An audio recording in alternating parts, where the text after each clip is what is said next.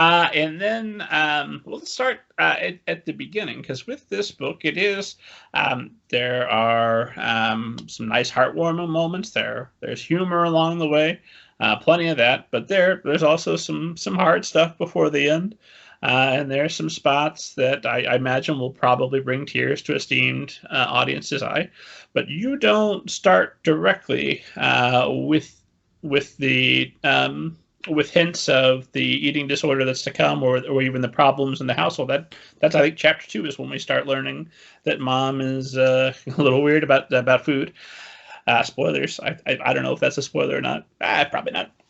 If it is, it's going to make my next few questions really awkward. But I wanted to talk a little bit about the beginning. When I ask a question like this, I always want to make it clear I don't have some better opening in mind, because I think the opening works really well. I just want to get your thoughts on why you chose to open where you do, which is with a basketball game rather than the main conflict. I suspect I know the answer, but I want to know your thoughts.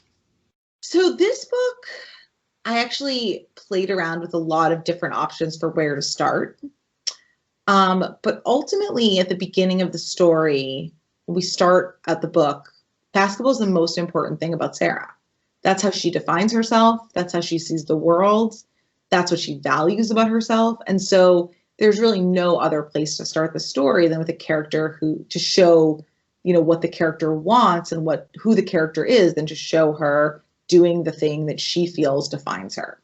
So that's why I started there, because it wasn't sort of the complications at home with food that defined her in her own mind and when the book starts. I think that she would say, like at the beginning of the story, like, I am a basketball player. So I wanted to start with where she is.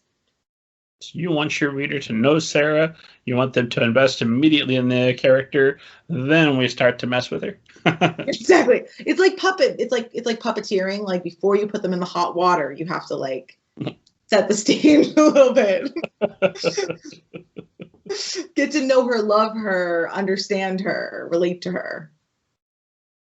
Well, let's talk about the hot water, because something that fascinated me is I should hate her parents, and I'm definitely not a huge fan of them. I wasn't taking notes on how to parent myself as I'm reading, but I don't hate them.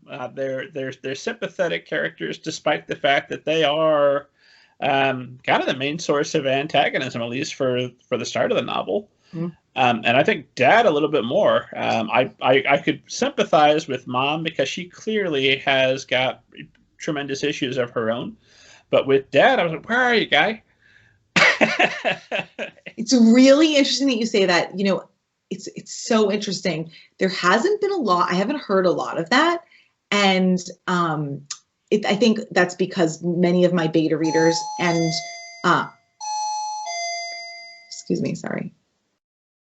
I don't know what that is. Many of my beta readers, and as well as my editor, were really honed in on Dad. And there was, I hadn't seen Dad when I first wrote the book as sort of being a problem. I didn't write that I didn't write him as a problem intentionally. And then I realized that I could use that as I edited the book, that he's a silent problem, and that he's enabling Mom. And some of it is conscious and some of it is unconscious. But I think that character, I really had to work hard to make sure that I positioned him in a way that I would feel was realistic. And so it's really interesting that I think also, I assume that, are you a father? Yes. So as a father, that's probably part of it. You're putting yourself in Dad's position and thinking I would never be this absent. I feel like I sort of wanted him to be both present and absent at the same time. I think I know that it happens. And I really played around with that character a lot. I really used him as a chess piece. And I haven't heard a lot of feedback on it. So it's really interesting to hear you have a more strong feeling about him than about Mom. I'm very interested and curious about that. Well, no, I definitely, Mom is the most immediate problem right off the bat, and I disliked her greatly, and for esteemed audience, Mom is never buying enough groceries, or sometimes no groceries. She's just cruel with the amount of food that she makes available or fails to make available for her daughter. But she's always eating cookies, she's always eating candy, and so we start to see that, oh, that's not healthy either. This is not okay. But when you realize that, you're like, okay, well, Mom's obviously got her own thing that she's dealing with. The next logical question is, where is Dad? It's exactly right. Yeah. No, I think that's a very smart read on the story. I think that's exactly what I was hoping how a reader would respond to the book. I think that's that's a near perfect read. So thank you for pointing that out and saying it. It makes sense to me that I guess I didn't let you finish your question, but it makes sense to me that you would find them both, difficult and complicated, but also sympathetic. Well, that was the gist of my question is, what did you do? Because there's a tremendous amount of skill involved in this novel. So I know you did it, and I want to hear how you did it. How did you go about making these what should be unlikable characters? Because they're not ideal parents. How did you go finding opportunities to make them sympathetic?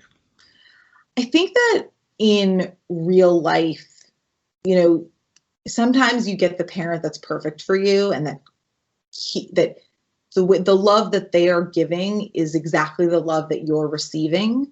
But more often than not, the love we give is not the love we receive. And I mean that in the way that, so I'll use the example of books in the novel, and this is one of the things that I used. So Sarah's mom and Sarah have a very close relationship and a close connection about mystery novels. They read 2 books at a time, they trade, they discuss, they connect over books. Books are their love language. That's their love language. That's, Sarah's mom knows exactly which books to get her, and she could predict it. She doesn't need Sarah to even say it or advocate for herself. It's just an innate connection between the two of them. It's how they express their love for each other, and Sarah receives that love just in the same way that mom is giving that love. And food is not like that. Food is not easy for the mom in this book. For many different reasons, food is complicated, and so she's not trying to be mean or cruel or withhold food from her child. She's struggling to manage food and to bring food into the home and to give that love, or she doesn't even see that as love. She's just struggling with her own relationship with food, and Sarah is interpreting that as not being loved, that she's not worthy enough of having a mom who just brings food in the way that her mom brings books in. And I think parent-child relationships are complicated. I started writing this book when I was pregnant with my daughter. I finished it as a mom. I understood the complications of it as a child, and then to see it as a parent and to sort of see it evolve a little bit over the course of revising the book. I think I just really dug into those things that you can still have love and there can still be good, even if it's not everything and it's not perfect.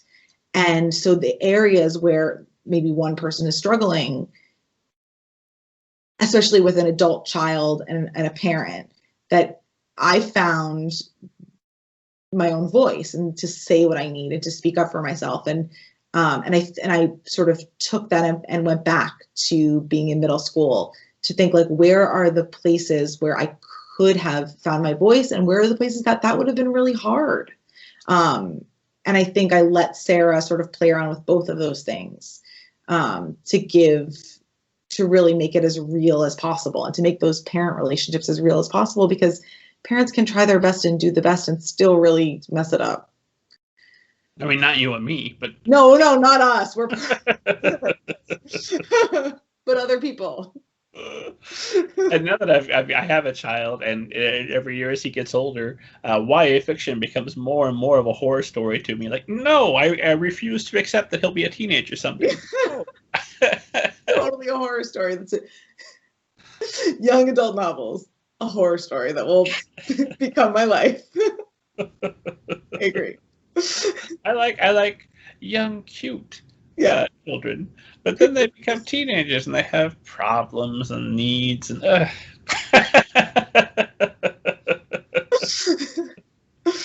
I do And I think that was the moment that I forgave Mom a little bit, was when she brought mystery books for Sarah and shared that with her. Oh, okay, well, Yeah.